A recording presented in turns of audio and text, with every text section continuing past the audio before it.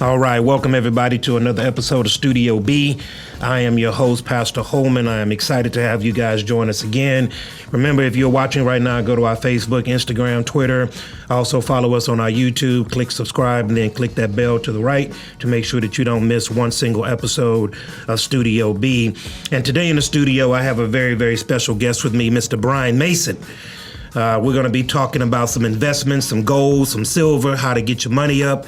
Right. He is an account executive of Gulf Coast Gold Traders, and we're going to be talking about a whole lot of things, man. So I'm excited about this episode, man. Welcome to Studio B. Thank you. How you doing over there? Pleasure to be here. Blessed, highly favored. Blessed and highly favored. That's a good word, man. Yes, sir. So we've been talking off camera, man. We should have had the cameras rolling while we were doing it, but having some very fruitful conversations. So, Mr. Brian, one of the things that we're going to talk about today is this all elusive thing about economic empowerment. Okay.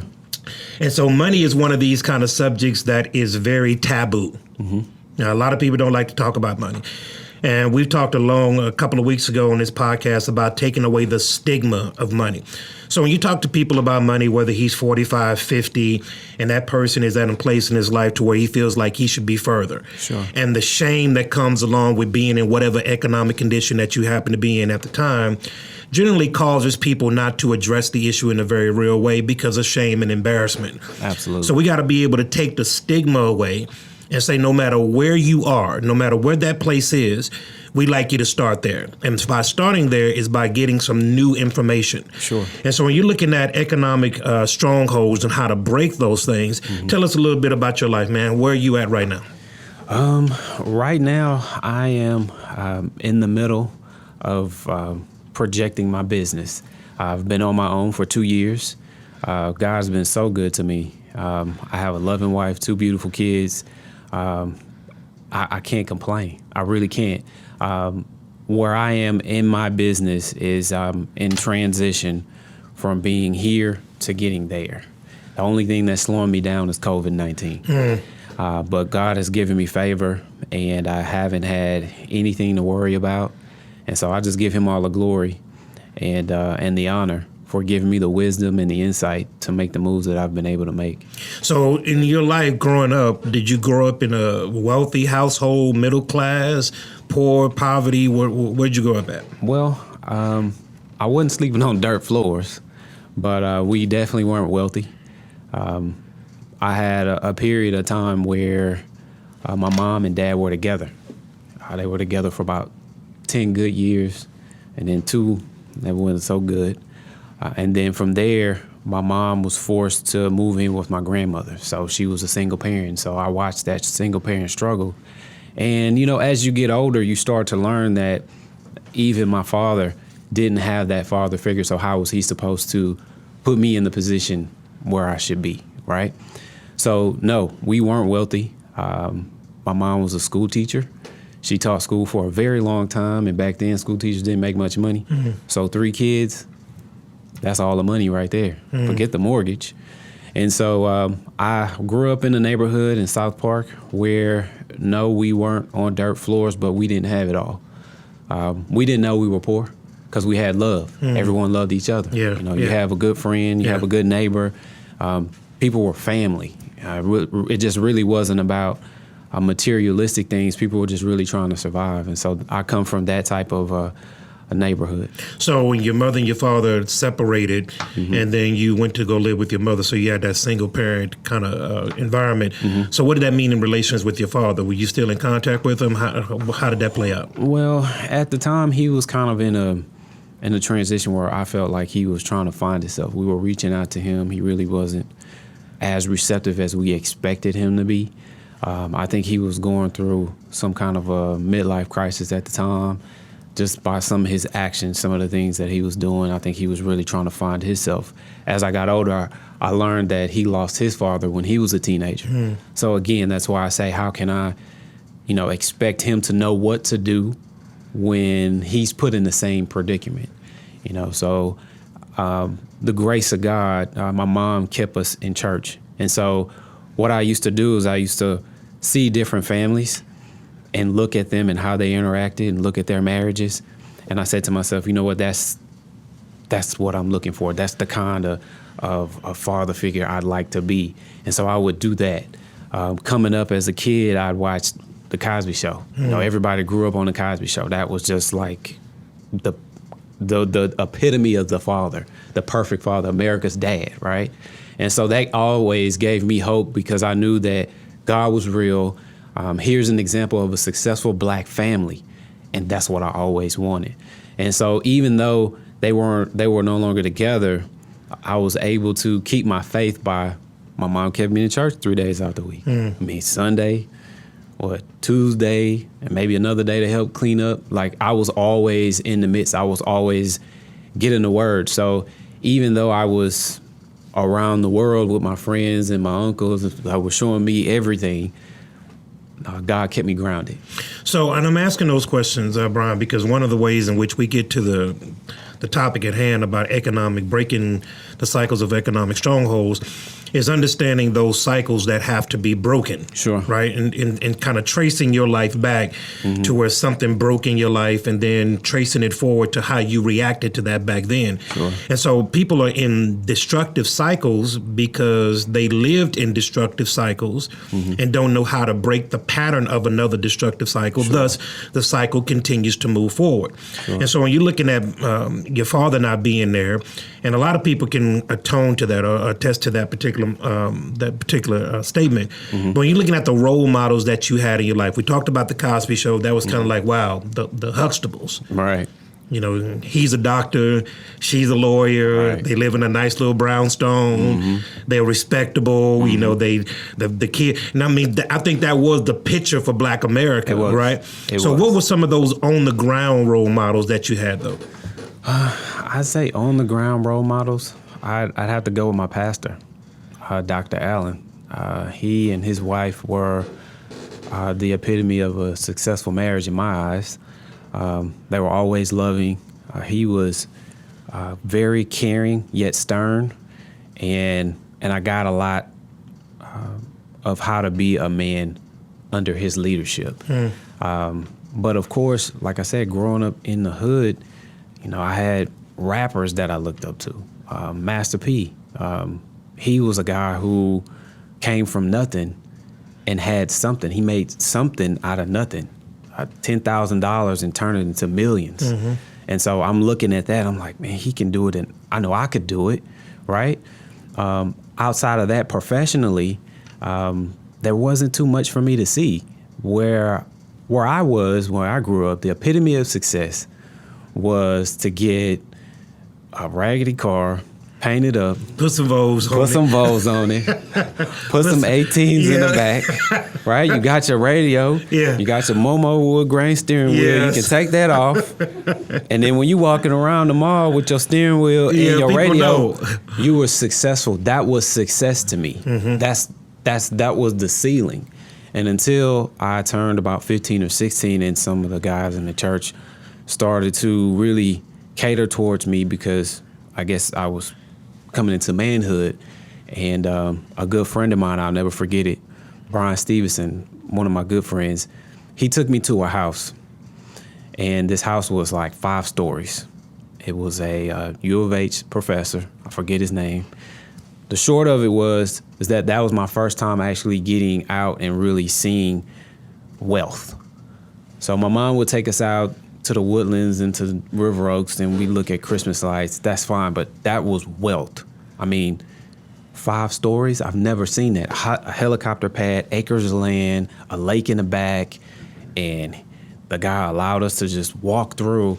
And when I saw that with my own eyes, I knew that it was possible. I said, if this guy can do it, I can get out of this mess.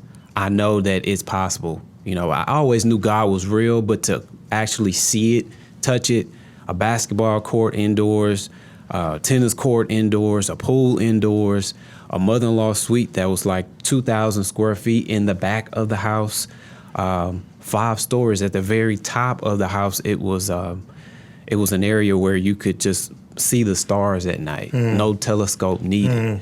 And I had a conversation with the guy, and the guy was there. We got through. He said, well, how'd you like it? I said, man, this was beautiful. Movie room, all kind of stuff. Popcorn machine sitting out there. I'm just, 17-year-old kid. I'm amazed. He said, well, how did you like it? I said, man, it was great. And we walked outside, and he drove a Jaguar. and his son drove a Mazda 626. I said, well, why do you make your son drive this old raggedy car and you have a Jaguar? Y'all have all this wealth. He said, even though I have it, he has to learn to do it on his own. And that was a lesson that stuck to me that I'd never forget, because you can't go around giving your kids, no matter where you are economically, every single thing that they ask for. They have to have something, a burning desire for success. If you give them all of the material things to be successful, they'll never have nothing to work for. So now if you take that thought, Brian, because that's an excellent point that we need to kind of expand on, that's counterproductive of what we're looking at in this society, because we're driven in this society by what the Joneses have. And so if this little square little box tells me that's what success is, and to be successful, I got to have that, then that's what I want to be successful, because my friends are going to think I'm cool, I'm going to do this and I'm going to do that. So this delayed gratification is a concept that is not really warranted in our culture right now. Right. And so when you're talking about looking at that particular man and that revolutionized your life, and you say, you know what, if he can do it, then I can do it.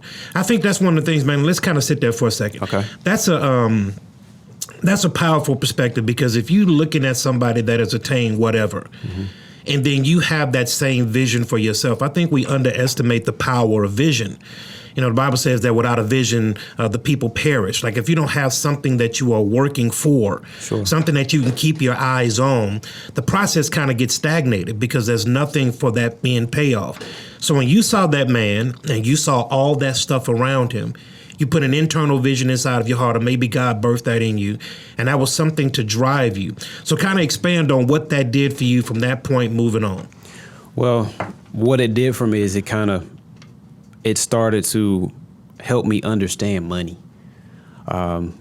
Because what I started to learn as time went on, got into college, and when I got into college, I started to learn that, okay, this is a business. College is a business. I graduated, had a decent GPA, went on to Sam Houston State. My first semester in there, I'm like, this is a business. College is a business. I took a history class. And in my history class, Mr. Olson, I'll never forget him. Really good guy, very knowledgeable, taught really good history. But as I'm networking, and that's, to me, that's what college is about. If you're not going to be a doctor, a lawyer, some in the medical field, some kind of certain profession, I went for communications. For me, I learned more networking in the business and communications than anything else. I learned how to deal with people. Some of my old high school classmates, I'm talking to them. They're at Prairie View, TSU, and we sit down, we're talking this, I think it was a Christmas break. And I talked about the paper I had to write and told him who the book was by. He said, oh, man, that's my professor. And I said, really? He said, yeah, man, that's my professor. I said, oh, okay, well, my professor's, his name's James Olson. Man, we have to buy his book. Come on. Yeah. I mean, so I learned there my first semester, okay, this is a business. It just is what it is.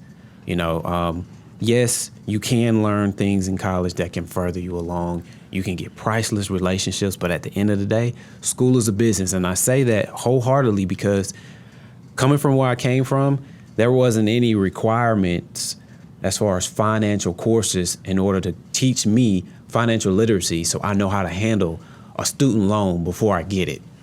Why isn't that a requirement, right? Shouldn't I know how to handle money before you gracefully give it to me so you know that I'm going to give it back, right?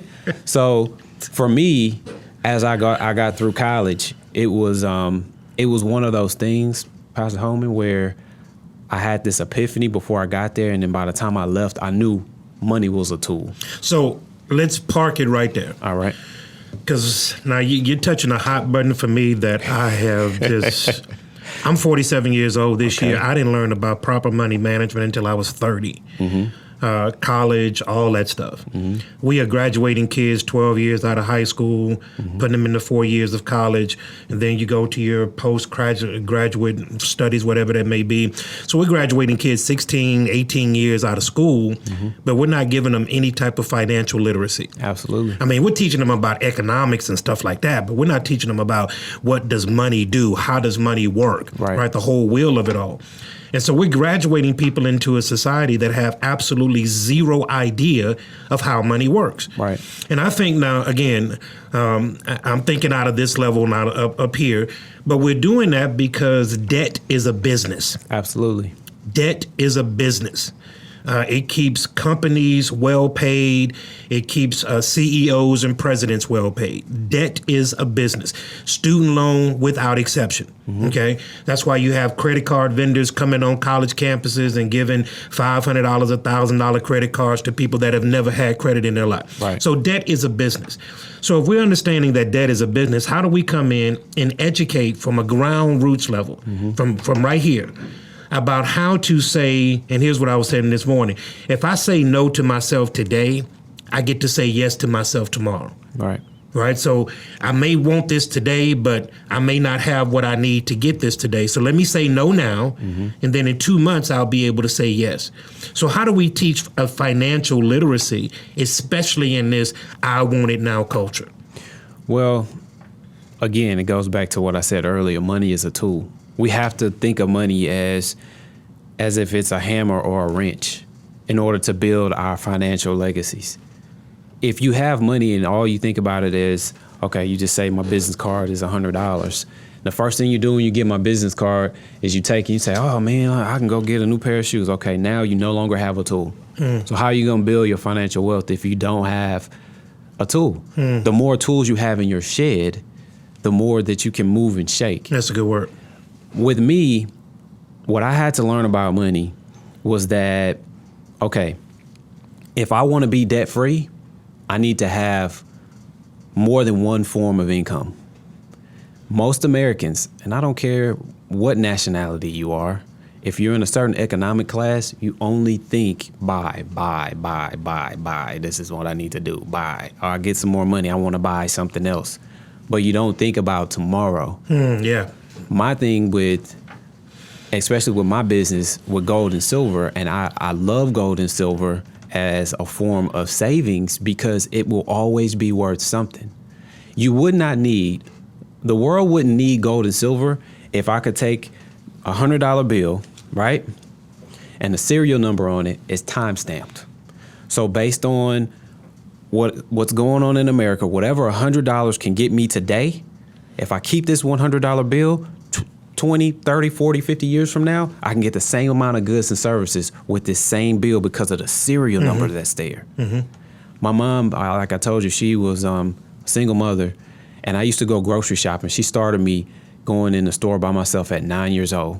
She gave me as much as $20, and I had like 10 to 15 things I had to bring out. And I brought change at 9. Those 9 things now, I mean, it's probably $60, $70. Yeah, way more than that. Right. And so I say gold and silver because it's always worth something. That's a good start, but you have to have a balanced portfolio. People got to start understanding and thinking of themselves as a sense of a business. You are your own business. That's the way my wife and I look at it. We looked at our finances and we said, you know what, we want to be debt free. That's what we want to do.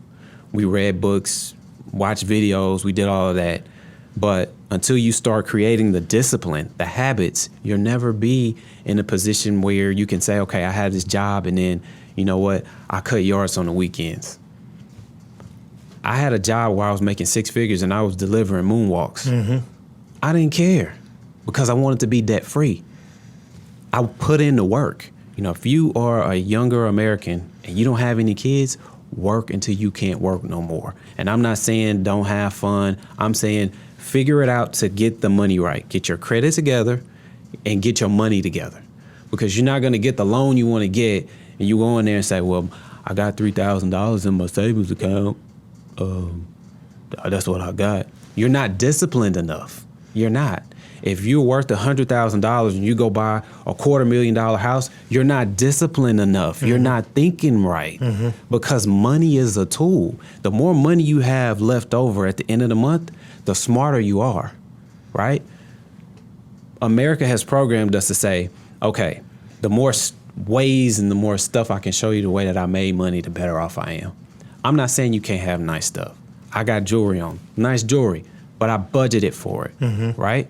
So with an average American who just has one job, first thing it has to do is they have to understand money for what it is. They have to budget. If you look at your checking account and you say, okay, I spent money on this, and this. Most people spend money on a bunch of food. Yeah. Right? Yeah. That's what we waste the most, food. So you go to Papa Do's or wherever you go, I don't care. You'll spend $100 there. But then if I come and I talk to you about gold and silver investments and I say, well, you can get in with silver at $150, $200. I don't know about that. Man, I might have to get back with you on that one. But in a weekend, you can blow $300, $400. Yeah. Going to the club, buying drinks, having a good time.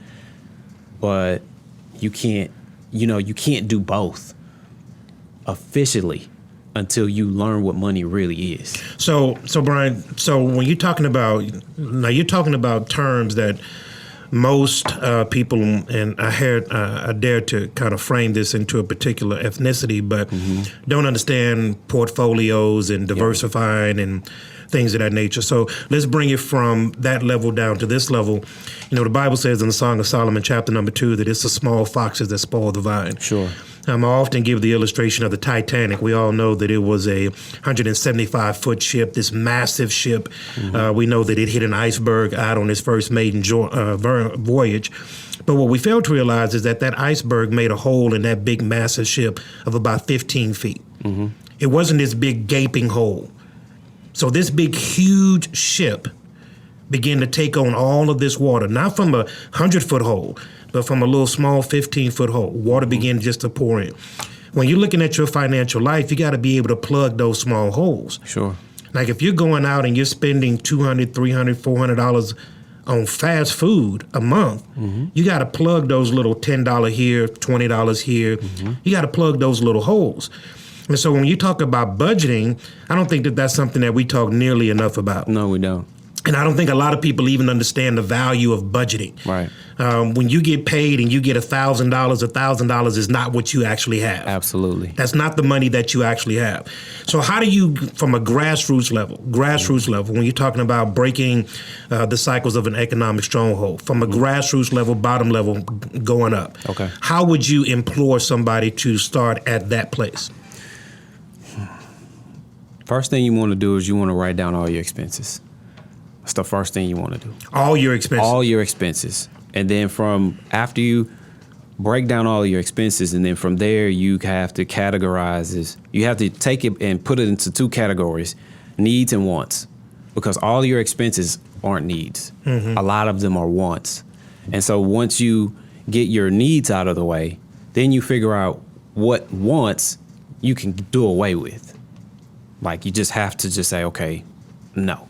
Because paying yourself, people don't understand this. They don't understand it. It's just as important as tithing. Exactly. It's just as important. Because if you don't pay yourself and you don't tithe, you losing both ways. Yeah, exactly. You losing both ways. Now, if you have to make a choice, of course you tithe because it always comes back. It's like kingdom building is having everyone live by that code. If everyone tithed like they were supposed to, everyone would get the favor that they should have. But too many people are caught up into what that person has or what that pastor has. It doesn't matter. I'm a living witness. It doesn't matter what church you go to, what the pastor's driving, where he or she lives. If you give that 10%, it comes back. I promise you, it comes back 10, 20-fold sometimes. Now, you're talking about an economic principle in the church that where you start to step on toes, because there's two things that you can't talk about in the church, sex and money. Well, and let me interject on that, because there is a book that isn't biblical, but the principles work. It's called The Richest Man in Babylon. The Richest Man in Babylon, absolutely. If you don't believe in God, that's fine. read that book. Absolutely. It's a great book. Read great, the book. Great book. I'm not going to go into the details, but it's a great book. It gives a lot of simple, common sense stuff about money and how you should use it. And even though you make a mistake with it, it's okay. You learn. Just learn from that mistake and keep going forward. But I say, and I always push giving because I gave even when I didn't have to give. My mom was a single parent and I was working for the church. I was making a salary. I had to give. And I gave. And I gave. And sometimes I gave more than what I needed to. But you know what? I prayed about a scholarship that I wanted. I went to Jack Yates High School. They had a scholarship that was available to work for Fox 26. It was a paid internship. I found out about it I think at the last minute. I was sick. I got in. I applied for it. I got it. Only 2 people in Houston got it. Me and someone else. That's favor.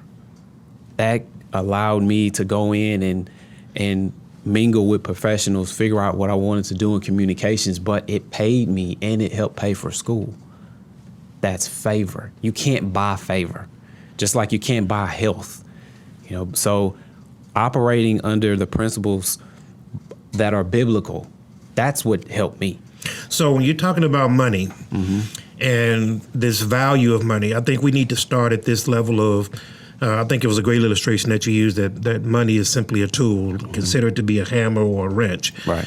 But when you're looking at most people and I say most, maybe not most, a lot of people, let me put it in those terms, don't come from a savvy economic background. Sure. And so we're only doing what we have saw. You know, you get paid. What do?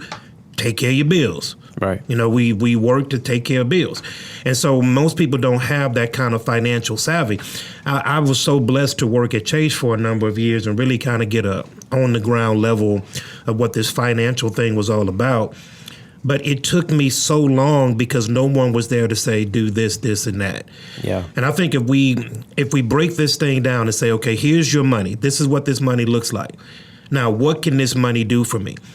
The $20 in America is not the same $20 in France. Right. It doesn't spend the same way. Right. It's not worth as much in Europe as it is in America. Right. So when you're looking at that dollar and you say, okay, well, God, you've blessed me. I'm giving back my offerings. Please say this, everybody. You don't pay your tithes. You give your tithes. Do not think it's tithing as a bill to pay. Sure. You are giving back unto the Lord that which he gave you. And trust me, it's a lot easier to live off of the 90% than it is the 100%. It doesn't make sense to you until you try it. But I promise you, God will grant you tremendous favor if you understand that. Then going to your second point. Now that I've given back unto God, God, you blessed me. I acknowledge the source by which this money come from. If I'm looking at myself as a business, now I have to invest back in my own business, which is to pay myself. Sure. That's a concept that is foreign to a lot of people. They never heard that. Right. So why should I pay back to myself? Why should I pay into my own business? Well, it's like, and I'm trying to break it down for as simple as possible. The first thing that comes to mind is that, if you believe in your business, then you should be the first one to invest in it. And that's what I've done with mine. I'm the first one to invest in my business. We read about and we see all of these successful people on TV. They have these nice homes, they have these nice things, but it starts with a decision. And you should pay yourself because what it's going to do is it's going to fill a void that you have that you don't even know that you have. A lot of people who don't have much money, they have this void that they try to fill. And they fill it on the weekend, on Friday, and on Saturday, on Sunday, with the many things that they choose to do besides trying to figure out how to come up with another source of income or spend some quality time with their family. So, Mr. Brian Mason, account executive at Gulf Coast Gold Traders, we're talking about paying yourself because you are your own business. Absolutely. So why should I invest back into my own business? Because it's your business. It's you. Something that my wife and I did when we were looking at our expenses is that, of course, we wrote everything down. We put everything in categories, wants versus needs. And then we started to focus on the needs. And one of the needs that we put into place was cable, and we really didn't need it. So Cable was a need, huh? cable was a need, but we said, you know what, we don't need it. So we cut the cable off. We were spending $250 on cable. At the time when we were doing it back in 2009, we were a young couple. We went to the Red Box, get some DVDs, watch that. We had just moved in, but we were trying to figure out ways to increase our income, and we couldn't. So we started decreasing our expenses. And by paying yourself, it gives you a sense of empowerment. Again, when you don't have much of anything, you have this void that you can't feel, and you don't know that you have it. And it's not anything that's spiritual. It's just a void that you feel like, okay, I'm a Christian, I'm a believer, God's gonna give me the favor, that's fine. But paying yourself first, what it allows you to do, what you're doing is you're being prepared for the opportunity. So when that opportunity comes, whether it be getting some gold and silver or whether it be in the stock market or real estate, you're prepared. So if you're having an opportunity where you're renting and you've never paid yourself, but you have an opportunity to buy because let's say that you're a tenant and the landlord says, you know what, you've been renting for me for 5 years. I'm about to move out of the country. You have an opportunity to buy. Just give me $5,000 and then we can just mortgage out the rest over time. If you don't have the $5,000, you just missed that opportunity. You just missed the opportunity. And so, again, having money, it prepares you for those opportunities. As you pay your tithes and you build your savings account and you pray and you write your goals and your visions down and you ask God to help you in this area, He has no choice but to help you. You're being diligent. And as you're being diligent, following the 10 Commandments as best as you can, right? You're paying your tithes as best as you can and you're saving, paying yourself. It's a win-win scenario. Now, let me ask you, because you just spoke something really, really profound, and I want to make sure we hear that. You said you and your wife, since you couldn't increase your income, you decreased your expenses. Now, that's just a powerful statement. So, and I think that's something that a lot of people can put their hands on. Sure. Okay, this is the money that I'm making per X, Y, and Z. Okay, I'm trying to get that number up, but right now I can't. So since I can't do anything about this number at the moment, let me decrease how much money is leaving from. I think that's a powerful statement. So expound on that a little bit. Well, when you're decreasing your expenses, what you're doing and what you're showing, and you're just showing God that, okay, I'm a good steward, right? Because everything that we have that's an expense isn't necessarily a need. You may need a new pair of shoes, right? But you don't need 5. Yeah, or that particular brand. Right. So you can get the same brand, just get it from a different store. Right. Yeah. They may go on sale in a few months or whatever. So do bargain shopping. You don't have to have everything that's quote unquote name brand, but if you want that, budget for it. I'm not saying that people can't have the nicer things in life, but budget for it. You really want to wear whatever brand that is, that's fine. If you want to get some jewelry, that's fine. Budget for it. Okay, so don't not pay your rent to get a gold chain. It doesn't make sense. But budget for it. So you say, okay, well, you know what, Brother Brian, I want to get some gold and silver from you. Okay, well, that's good. How much you want to start with? I had a guy, he doesn't make much money. He said, I want to start with $500. I said, okay. And it took him a few months, and he got the $500, and then he did a little something with me. I took care of him, but he had to budget for it. Yeah. And so what you do when you budgeting is you're saying, okay, you're changing your mind. That's the first thing you have to do. You have to be sick and tired of being in the same situation. You have to be tired of it. Until you make it up in your mind that, okay, I'm tired of being broke, or I'm tired of living in this cycle Sunday to Sunday. It's like I do the same thing. Monday through Friday, I go to work from 9 to 5. After my job at 5, I get off. It's Friday. Friday's like the national holiday. Everybody's taking off, doing whatever. Then Sunday, you kind of go to church, kind of get ready, back to the grind. You have to know that, okay, what's going to be my exit plan? What am I going to do in order to prepare me to no longer have to work for anybody else? And it doesn't matter how old you are. I say this all the time. Warren Buffett didn't make his first $1 million till he was 50 years old. Yeah. But what he did do is and what I learned from him was that he bought a house and he lived in that same house. He bought a car, he drove that same car. To this day. To this day. To this day. That's what I'm talking about. Yeah, to That's this what day. I'm talking about. So just knowing your wants and your needs, you have to be honest with yourself. Just because you may be 50, 60 years old and you never had this, doesn't mean that you should go to the Chevrolet dealership, get a Corvette, get $40,000, $50,000, $60,000 in more debt just because you feel like you deserve it. And you still got a mortgage. So I think a lot of what you're speaking to right now, Brian, is this thing called impulse spending, right? Yeah. And so I think that when you're looking at advertising agencies, they are so savvy, man. There's a technology and a science behind everything that you see on TV, social media.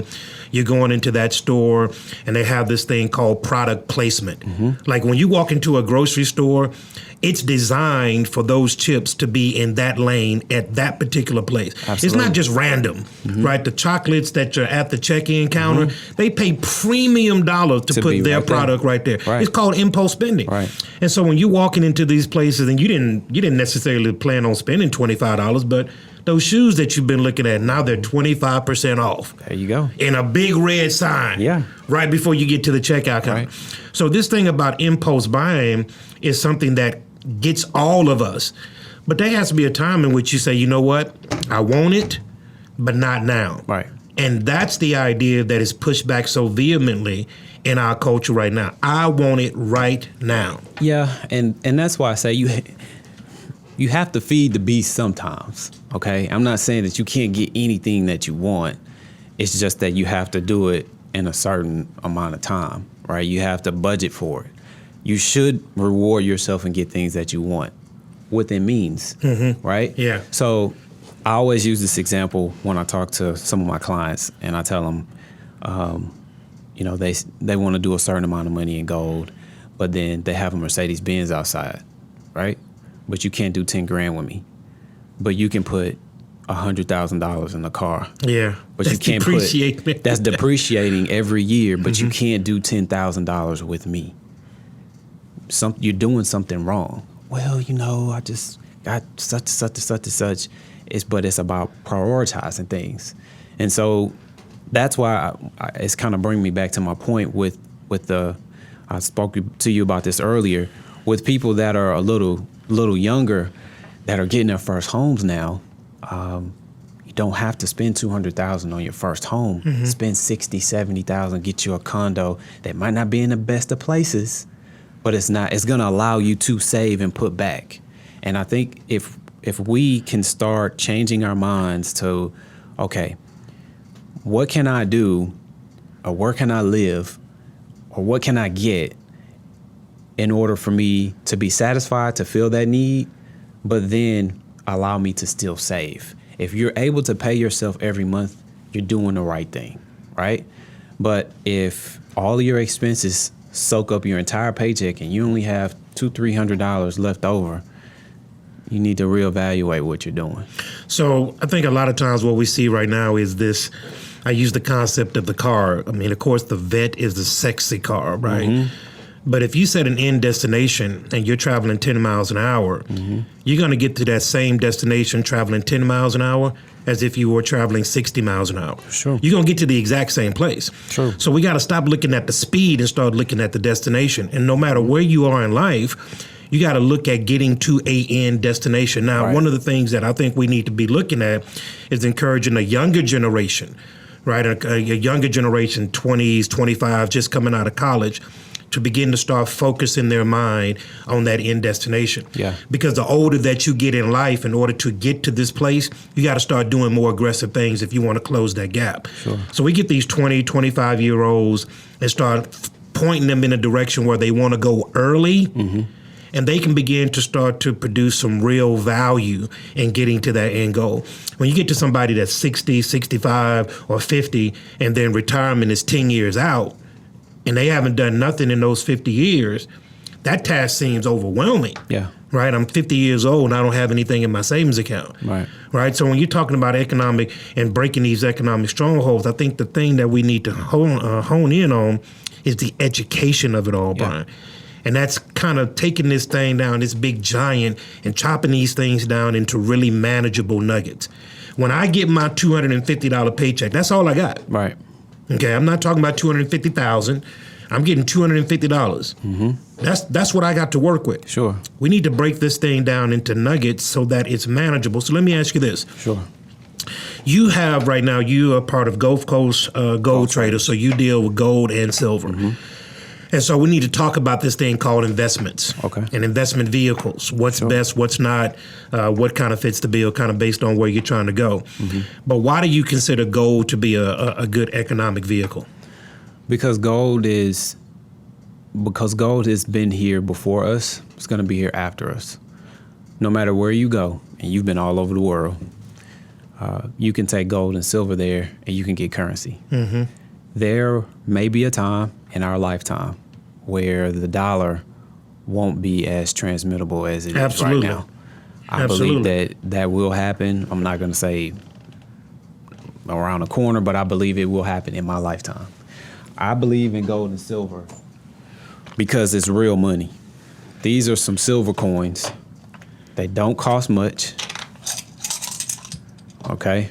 These are silver half dollars. Take a look at that. Yeah. That's real money. So when we were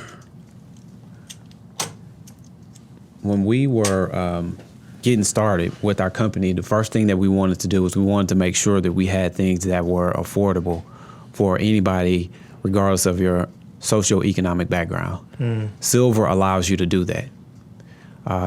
When we were kids, you and I, you could have got silver for under $10 an ounce, $5 an ounce, $4 an ounce. My grandmother, she used to talk about going to the casinos sometimes, and they wouldn't gamble. They would just go to the casinos and get the silver dollars out because they would use them for the slots. And so they go in, they'll get the silver dollars, and then, they'll play a few slots, but then they'll leave. Wow, so they'll go down there with $500-$600. Silver was worth, I think she said, $3 or $4. So you're pretty much tripling your money when you go down there. But that's real money. It's an easy way to put away your money. So when I'm sitting down and I'm talking to my clients and I'm telling them what they should do, I always recommend that they put anywhere in between 10, no more than 30% of their net income, net wealth, in gold and silver. And you do that because it's going to always be worth something. If you're coming from a place where you don't have much money, that's one of the few assets you can buy outright and not have an expense attached to it. I don't knock real estate. I love real estate. But real estate has taxes and insurance. Mm-hmm. You also have what's called a tenant, and some of them can be headaches. Yeah. So you have to deal with that, right? But with this, you get this, you put it away, and in time, it's going to go up. It's going to increase. It doesn't matter. It's always going to be worth something. I believe in gold because my wife, she was in college, and her sister was just graduating from high school. And so her dad, my father-in-law, he had put away gold and silver for them since 1985. Black man. And he got laid off his job, no longer working. He took the gold that he just reserved for her and used that money to house her, to pay her tuition, to buy her a car, everything. And that was, I think it was in the year 2006, year 2007. Gold was trading for roughly around, I want to say almost $800 an ounce. But he was getting in at like $200 an ounce. And so since he made good money, but he put a lot of money into gold, it was worth something. Mm-hmm. You see, he didn't have to say, I'm going to call Edward Jones. Yeah, man, I'm going to have to pull some money out of my retirement. I got to take care of these kids. No, he didn't have to do that. He maintained. He didn't have to sell his house. He didn't have to do none of that. But he gave it time to work for him on his behalf. Now, granted, it was for 20 years he was getting gold, but but it paid off. So this is, by all accounts, and gold right now I think is trading. I think we talked about it earlier off camera, about $2,000 an ounce. So when you're looking at gold right now, gold and silver are great economic vehicles for long-term wealth. Absolutely. The problem is not a problem, but the mentality that you have to attach with gold and silver is that it has to be thought of in a long-term investment. Just like a mortgage. Just like a mortgage, right? Yes. So you got to be thinking about this long-term. So I'm going to get this today in 2020, but I can't turn around in 2021 and say, hey, give me some money back. It has to be a long-term investment strategy. Absolutely. Now, the problem with when you're looking at investments and even gold in our American culture, that there was a time in American history where we had tons of gold in Fort Knox. Our economy was backed by gold. So our dollar actually had weight because it had something behind it to value that $10 number that we put on that bill. So when you're looking at gold right now, what would be some of the things, like what's a bottom line investment to a gold? Is there anything too small? Somebody came and said, hey, Brian, I want to do something for $250. What would they do for that $250? Well, with $250, I would direct them towards silver because you get more for your money and there's a bigger upside potential. Silver right now is trading for, it's right under $30, maybe 27, 28, something like that. But historically, silver's hit $50 twice, right? So if you're just getting into it and you say, well, I'll have a $250, I would say, okay, we'll get some silver. Because if silver hits $60, it's trading right around 30, silver is going to double, well, triple before gold ever doubles. And that's just the way it's always been. So back in 2011, gold hit $1,925 an ounce, silver hit $50 respectively. Back in 1980, gold hit $800 and something an ounce, and silver hit $50 respectively. So we're seeing these moves, these aggressive moves in the market, and you want to get in on those. Silver, for someone who doesn't have much money, is the way to go. Because if you are renting, if you are leasing, if you have a car note, all of those things are expenses that you put your money away, and we feel like those things are stuff or things that we have to have. Yeah. But this is tangible wealth. If something were to happen tomorrow, and let's say the dollar collapses or the economy, Lord forbid, collapses, the dollar's not going to be worth anything, but gold and silver will. You can go anywhere in the world and you'll have money, you'll have your value. And what I like the most about gold and silver over anything else is that it locks in your buying power for this particular year. So whatever $400 or whatever $600 could get you today, that's what is going to be able to get you 30, 40 years from now, right? It might be more dollars, but it's the same value. And that's why you're supposed to, just like you rightly divide the word as a pastor, you have to rightly divide your finances as an individual. And owning gold and silver, what I found personally is that it helps you think about the future from a different perspective. So if I wasn't blessed the way that I've been blessed, if I wasn't able to have rental properties and a primary home, if I was living paycheck to paycheck, gold and silver is the perfect option. Because what I would do is I'd say, okay, these are my wants, these are my needs. Let's cut out the hidden wants in the needs, and let's put gold and silver in there. It's just a different form of savings. What this does is it tells you, well, let's just say that these are worth $20 a piece, right? Each one's $20. You can't take this to McDonald's and get a number 3. Okay? You can't take this to the mall and buy a new pair of whatever. You're forced to save it. And I like it because it creates discipline in your savings. And so by doing that, you say, okay, well, I have the gold and silver covered. Great. You still need cash on hand. You want cash on hand so that you can be prepared for a business opportunity. Everyone wants to go into business, but nobody wants to prepare for it. Yeah, that's exactly right. Right? So I opened up my business. To God be the glory. I didn't have to go to SBA for a loan. God helped me prepare for it. And so you want to be in a position to be able to do it with or without the loan. I'm not knocking anybody who needed one, but if that's where you are, then that's fine. But you have to show yourself approved. And having gold and silver, what it does, again, is that it puts you in a position. And I look at it like, and Robert Kiyosaki said this, he said gold and silver is God's money. And I believe that to the bottom, to the core of everything that I believe in, because it's always been a currency. Mm-hmm. Gold and silver are not just commodities, they're currencies. And as a currency, what it does is it controls what goes around the world. If gold and silver was not important, America wouldn't own so many. I think they own like 8 tons of gold. Mm-hmm. It's crazy. It's crazy. It's a lot of gold that they own, and it's probably more than that. And I might be misquoting myself, but what I'm saying is that America has the most gold reserves in the world. You know, and the argument that always comes up is, well, Africa has all of the gold. You know, you just got to mine it out. And I get that part, but I'm just saying, refined gold, physical gold, America owns the most. So if the government owns it, why don't you? So when you're talking about financial literacy, one of the things that we have a difficult time understanding is where to start. Mm-hmm. Okay, I said me being 47, I didn't learn about finances until I was 30 years old. And I was with a good friend of mine, a good mentor of mine, who really began to start to train me about, plugging those small holes. I give the example of what my mama told me to do in regards to writing down every single expense, Coke, sure, McDonald's, and then looking at the end of that 2 weeks, and you'll figure out, man, I just spent $100 this week and I have no idea where it went. Mm-hmm. So when you're talking about financial literacy, and especially for long-term growth. Yeah. One of the things, and I'll be very transparent with the people that are watching and you hear my guest, one of the things that I wish I had done better was I have 4 children right now. 2 of them are in school. Mm-hmm. One goes to Prairie View, another one goes to Texas State.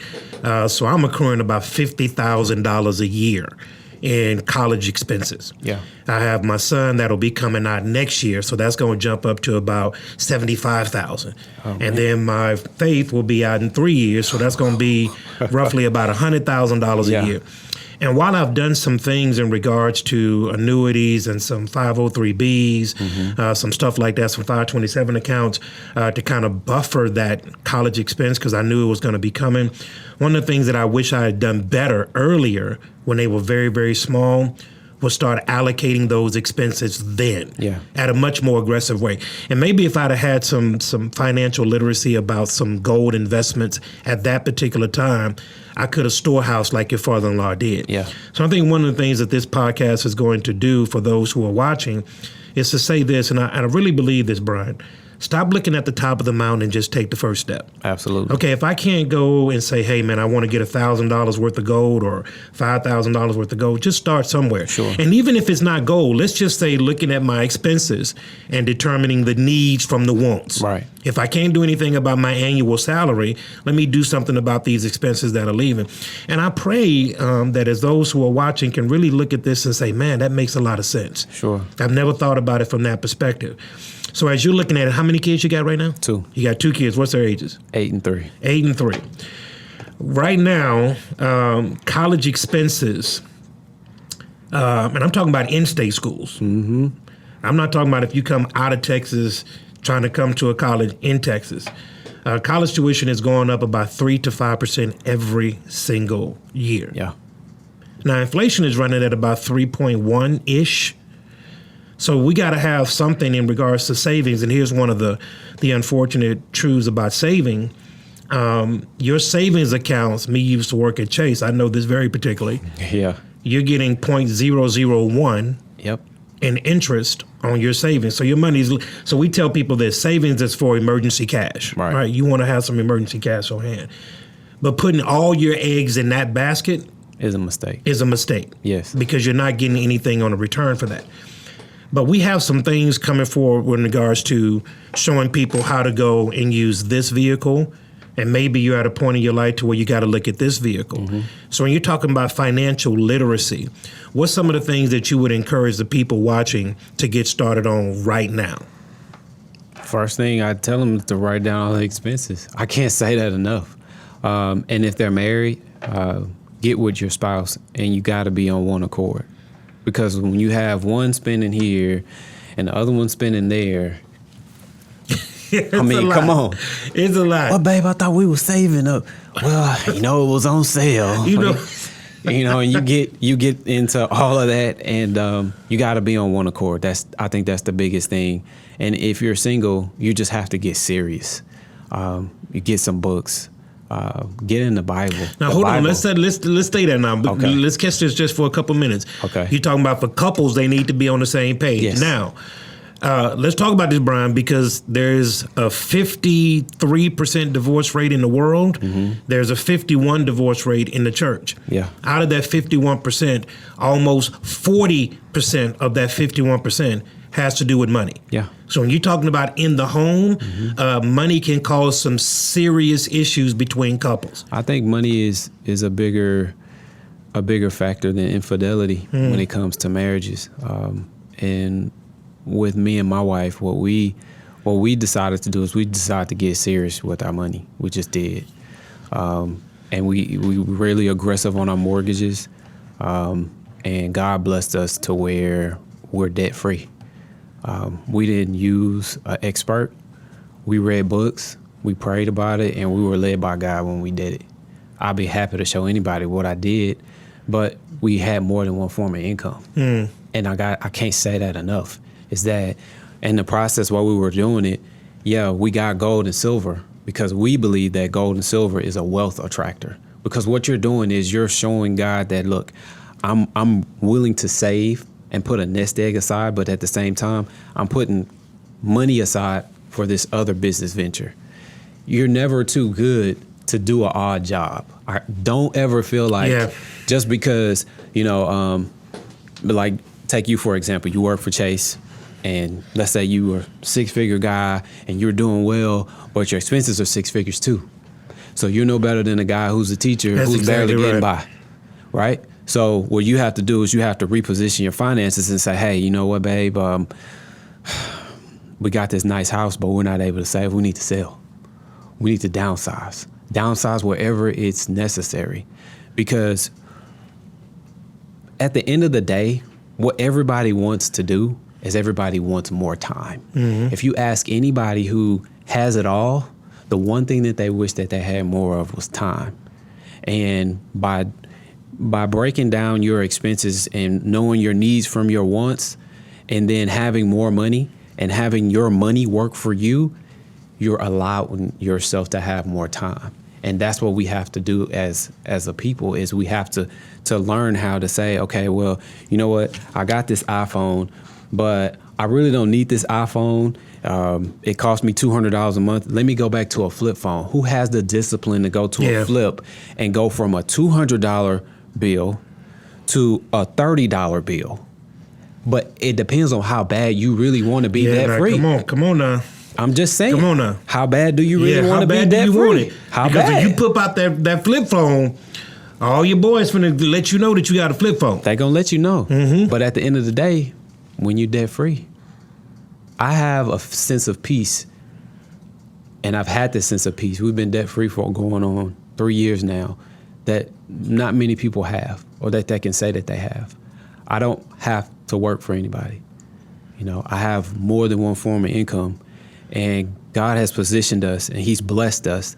And when we were at the altar, before we got to the altar, we said a prayer, and God led us, and we have a motto for our marriage, and it was blessed to be a blessing.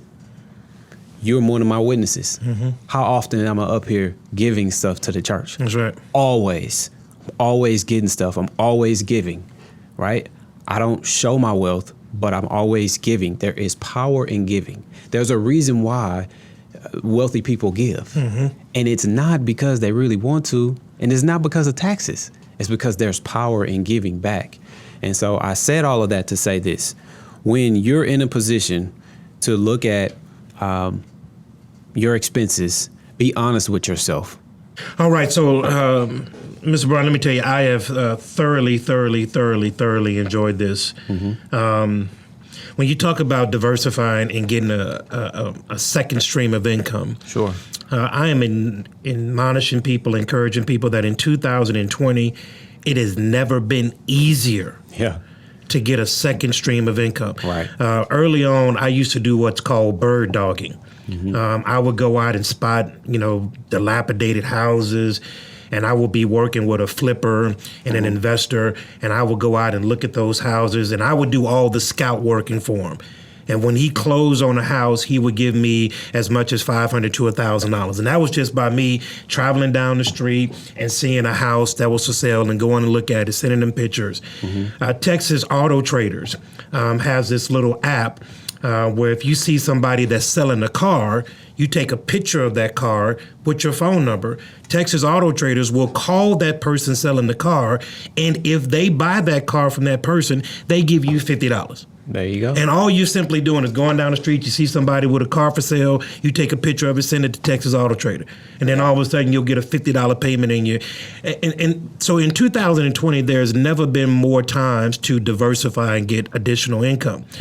But when you're looking at where we are right now, I want to end with this question. I want to give you a little bit of chance to expound on this. Okay. You're a black man, of course, from what I can see. Yeah. And without going into the details, not to put butter on your biscuit or nothing like that, but you have enjoying a piece of this American dream that has been well worked for. You put in the time, you've put in the effort, you studied, you make sure that you and your family are in a good place.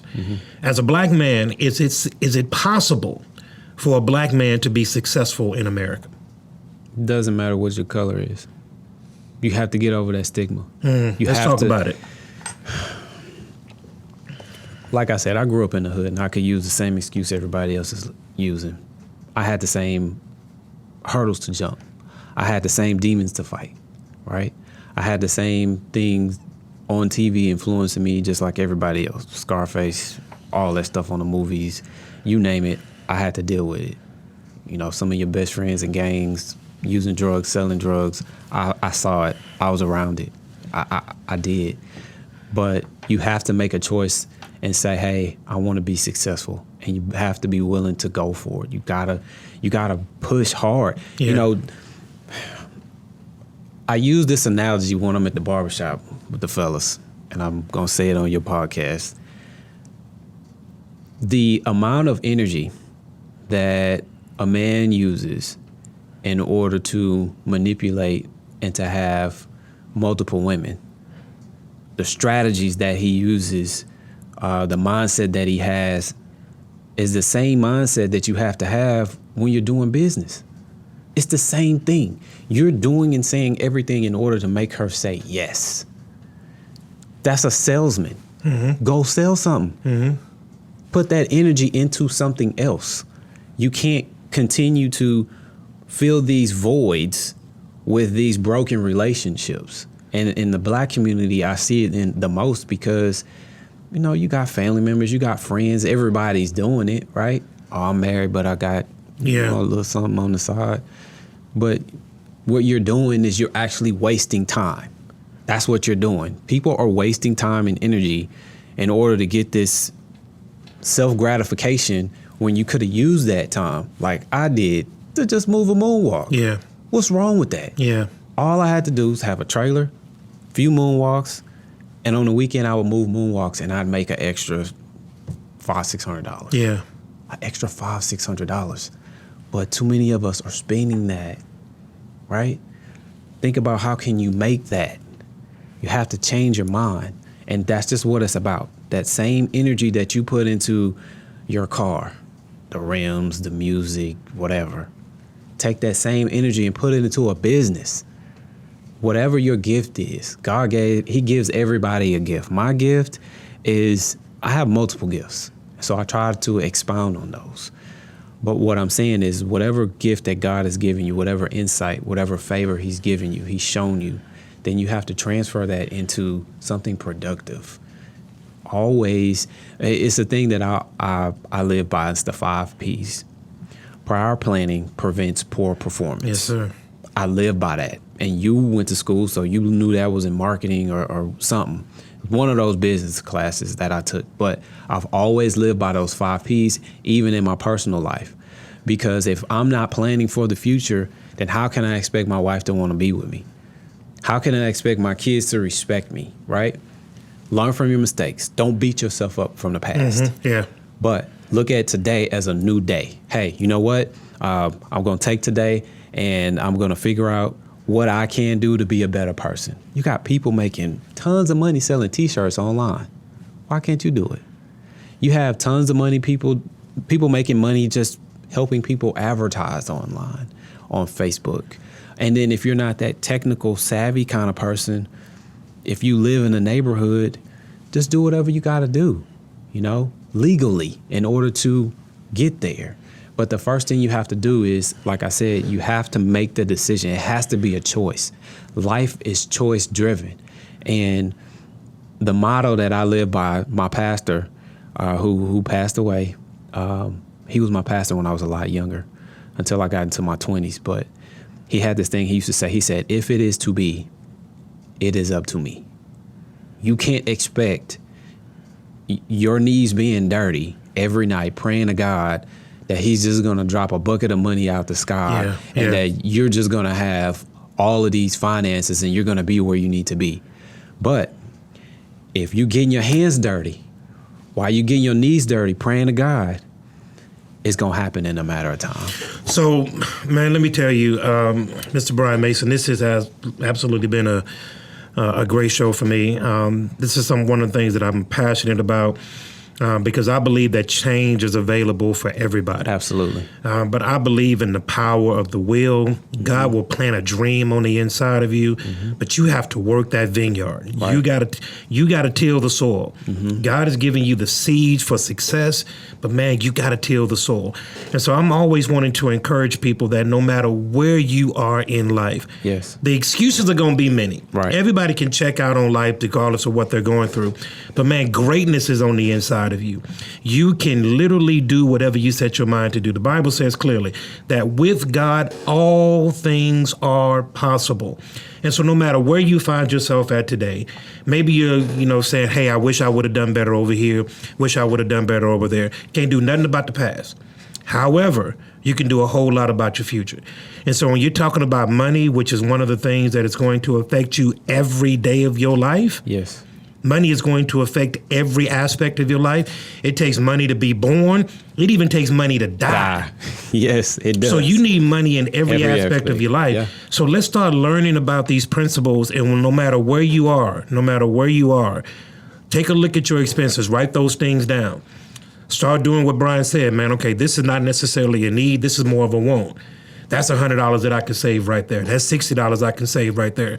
And it may not seem like big, significant amounts, but again, the Bible says it's the small foxes that spoil the vine. And so, man, I want to encourage you and thank you for that. And one other thing that I wanted to make sure that I mentioned that really helped is you got to look at your circle. You got to look at your surroundings. Just because you're in the hood doesn't mean you have to be of the hood. But if you're hanging out with a bunch of people who are not like-minded, who aren't trying to be driven like you are, you can still be friends and family. But there's a time and place for everything. And so you're just going to have to learn to change your circle. Still be friends, that's fine. Still be family and hang out. But you're just going to have to learn to change it because your circle of influence is everything. Now, Brian, we ain't got enough time to go there. Now, I'm telling you. Now, when I tell people this, man, I use the theory of the 5. Yeah. You take your 5 closest friends, take all of their income, add it up, and divide it by 5. That's your ceiling. Yeah. That's your ceiling because you can only rise to the environment that you acclimate yourself to. Mm-hmm. And so if you got people that are not going in the same direction that you're going, hey, man, I love you. Hey, brother, we going to ride or die, but you're not going in the same direction as me. And here, we got to free people. It's okay to do that. Yeah. It's okay. Like if you still got boys that want to ride or die and you 40, you got 2 kids, you can't be riding and dying with 40 and 2 kids. Yeah. So you got to change your circle. I think that's a powerful thing that we need to kind of put some emphasis on. Change your circle and you can change your environment. I want to thank you, man, so much because I've long since known you. We got some opportunities coming up here with the men very soon. Okay. In regards to these same kind of conversations where we'll have an open table discussion. Right. Because we need to get this information out. Sure. And I think and this is not to focus on any particular ethnicity, but to have people that look like us, that can have these kind of conversations and say, hey, look, that guy did it. Yeah. He looks like me. He comes from the same environment. One of the things that I love about Bethel's family is that our pastor, who comes from Abbeville, didn't have all the advantages of everybody else. Yeah. But if you look at Bethel's family 26 years in, and it is a ministry that started in an apartment complex and is now literally touching the world. Yeah. And if God can do it in a Pastor August, if God can do it in a Brian Mason, if God can do it through a Marcus Holman, through a Steve Miller, through a Dominique Kennard, if God can do it through people like that at that level, and I want to encourage you, no matter where you are right now, no matter where you're at right now, start right there. Yeah. So I want to give you some closing statements, man. I want you to talk about Gulf Coast Gold Traders. Tell us where we can find you, contact information, and so on. Okay, so you can reach me personally, GoldDoc24K on Instagram. That's your camera right there. You can reach me personally, GoldDoc, that's GoldDoc 24K. And that's my personal Instagram. I got a lot of followers, people following me for gold and silver tips. Also, our company is GC Gold Traders. So if you follow at GC Gold Traders, you can get a lot of good deals and things of that nature too. We have a website, gcgoldtraders.com. And then of course, I'm doing jewelry as well, GC Jewelries, Gulf Coast Jewelry. So the Instagram for that is Shop GC Jewels with a Z. Can't say that enough. Now, I might go in and get me one of them Jesus pieces, DK. And we might bust it out on the podcast. Yeah, okay. Get you a Studio B. Yeah, get me a Studio B one. Hey, man, let me tell you, from the bottom of my heart, Brian, thank you so much, man, for joining us here on Studio B. Thank you for the insight. I believe that the information has been valuable, and I pray that those who are watching can take some of those tidbits. And wherever you are, whether that's starting with a budget, starting with a savings, paying yourself, making sure that you're giving back unto God. Absolutely. Taking some of those nuggets and applying into your life, man, I know you're going to be the better for it. We want to thank you for joining us here on Studio B. Remember, go to our Facebook, Instagram, Twitter. Follow us on there. Go to our YouTube. Click subscribe, then the button to the right so that you don't miss one single episode here in Studio B. Thank you for joining us. We'll see you next week.